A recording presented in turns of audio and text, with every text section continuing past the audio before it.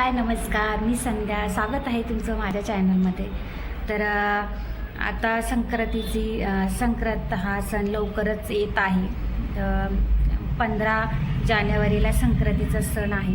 तर त्यासाठी आपण मंदिरात जातो पूजा करायला की खूप साऱ्या म्हणजे महिला एकत्रित येतात. खूप छान अशा गाणी गोष्टी गप्पा सर्व काही करतात.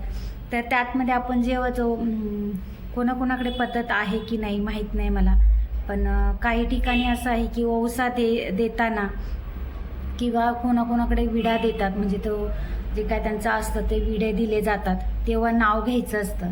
तर शक्यतो जास्त करून नवीन नवरीला घ्यायला लावतात किंवा म्हणजे असं काही नाही, नवीनच आपण म्हणजे जे जुन्या आहेत आत्ताच्या आहेत म्हणजे खूप साऱ्या अशा म्हणजे आहेत की पद्धत आहे तिथे की नाव घ्यायचं म्हणून.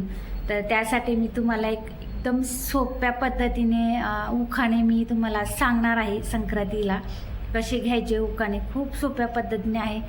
खूप असं म्हणजे आठवावं लागणार नाही आपल्याला मंदिरात गेलं तर, आणि खूप छान पण वाटतं नाव घ्यायला.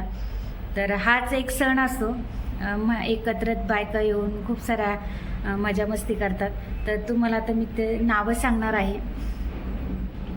संक्रांतीला देतात हळदी कुंकवाचा मान, रावणमुळे मला आहे सौभाग्याचा मान.